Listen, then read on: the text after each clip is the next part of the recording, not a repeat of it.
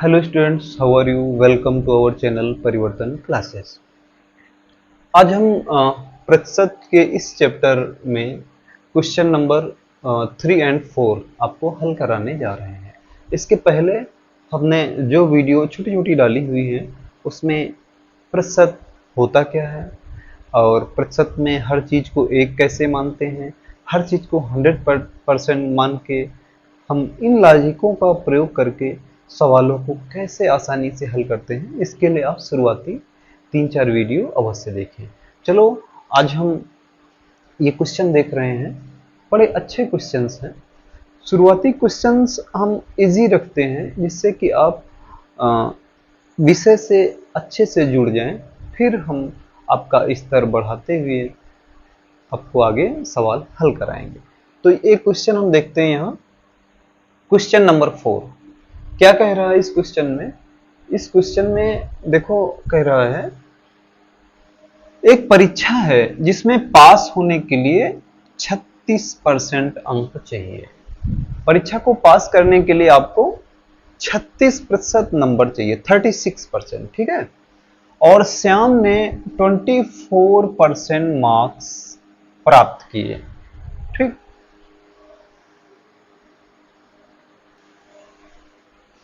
और वो 9 अंकों से फेल हो गया। पास होने के लिए कितने नंबर चाहिए हमको? उस परीक्षा को पास करने के लिए हमको 36% नंबर चाहिए। ध्यान देना, ये कितना है? 36% नंबर। अगर इतने परीक्षा में ले आओ तो आप पास हो जाएंगे, लेकिन वो श्याम कितने ला रहा है? 24%। ध्यान देना, पास होने के लिए 36% चाहिए, ला रहे हैं ये 24%, तो फेल हो जाएंगे। तो फेल होने से बचने के लिए इनको क्या चाहिए? 9 नंबर। 9 नंबर से अनुत्तीर्ण हो गए तो इनको 9 नंबर और दे दीजिए। तो कहने का मतलब पास होने के लिए 36% चाहिए, नंबर है 24%, तो इनको 9 नंबर और दे दो तो ये 36% के बराबर हो जाएगा। हो जाएगा ना? 24% में 9 नंबर और जोड़ दो, ये 36% हो जाएगा, पास हो जाएगा। तो इधर ले आओ, 36 में से 24 जाएगा, 12 आ जाएगा, तो ये 12% बराबर 9 के, ठीक है ना। 12% 9 के बराबर है, तो टोटल कितना होगा? 12% का मतलब 12/100 बराबर 9, इसलिए टोटल कितना होगा? ये हो जाएगा, इधर आएगा 9 गुणे 100/12। इसको काट दो, 3 3 9, 3 चकू 12, 4 से काटो 25 आ जाएगा। 25 और 3 की गुणा कितना आ जाएगा? 75, ठीक है। तो 75 मार्क्स चाहिए था पास होने के लिए। तो इसको और इजी रूप में देख सकते हैं। ये देखो, बहुत इजी है, एकदम छोटा सा शॉर्ट वे में लग गया, लेकिन और इसको हम शॉर्ट कैसे कर सकते थे? पास होने के लिए 36% नंबर चाहिए, 24% नंबर लाए हैं, मतलब 12% कम है। 36 में से 24 घटाओ, 12% कम है, तो वही ये 9 नंबर से फेल हो गया। 12% कम है ना, तभी 9 नंबर से फेल हो गया। तो ये 12% बराबर 9 के, इसलिए टोटल कितना होगा? 9 गुणे 100/12, ये आ जाएगा 75। It is your answer. कितना इजी है, कितना आसान है। शुरुआत में जब हम भी तैयारी करते थे तो ये बड़े कॉन्सेप्ट टाइप के क्वेश्चन हुआ करते थे, अब तो हैबिचुअल हो गए हैं हम लोग। तो आप ऐसे एकदम पॉइंट वाले सवाल हैं, इन पर अच्छे से गौर करिए और आपको बड़े बड़े क्वेश्चंस हल कराने में ये एक लॉजिक के रूप में काम आएंगे, ठीक है। तो 36% पास होना था, 24% ये नंबर लाए हैं, तो मतलब 12% कम है, यही 9, 12% बराबर 9 आंसर। बस छोटा सा क्वेश्चन था, ठीक है। अगला क्वेश्चन देखते हैं हम लोग।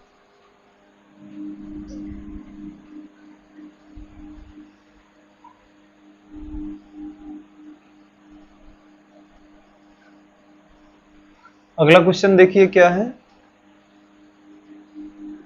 इसका तो फार्मूला ही है, ठीक है।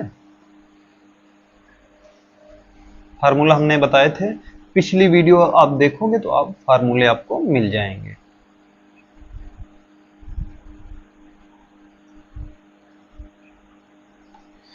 यहां से देखिए क्या दिया हुआ है। चीनी के मूल्य में 20% वृद्धि हो गई तो खपत में कितनी कमी कर दें कि खर्च ना बढ़े? ध्यान दीजिए आप।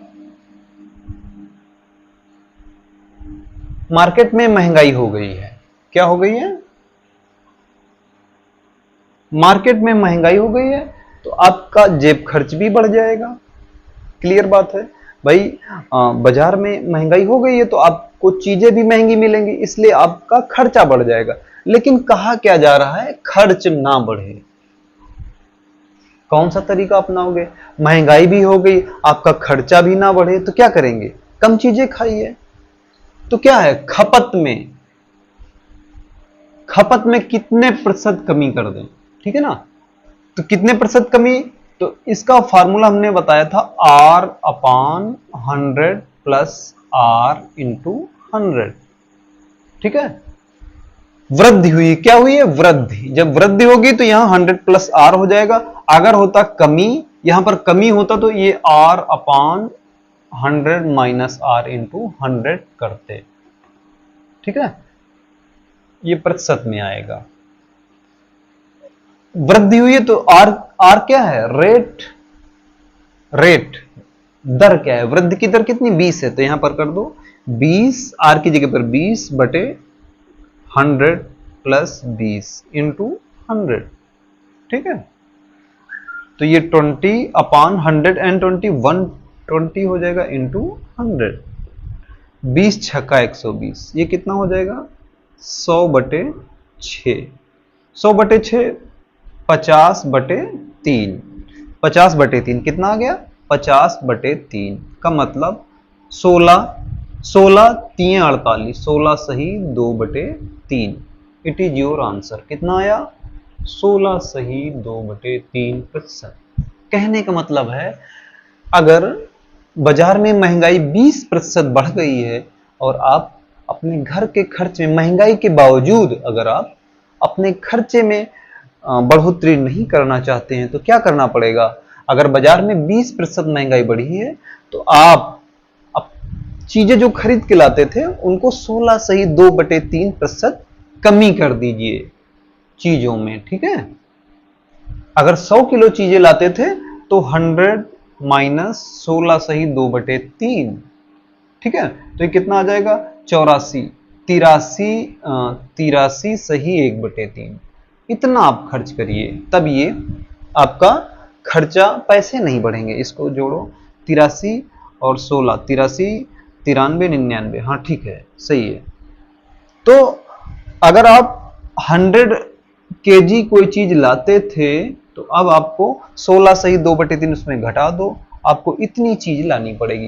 कहने का मतलब ये है कि आपका अगर 20% बाजार में महंगाई बढ़ी है तो आप 16 सही 2 बटे 3% जो चीजें लाते थे उतना कम कर दीजिए तो आपका जेब खर्च नहीं बढ़ेगा।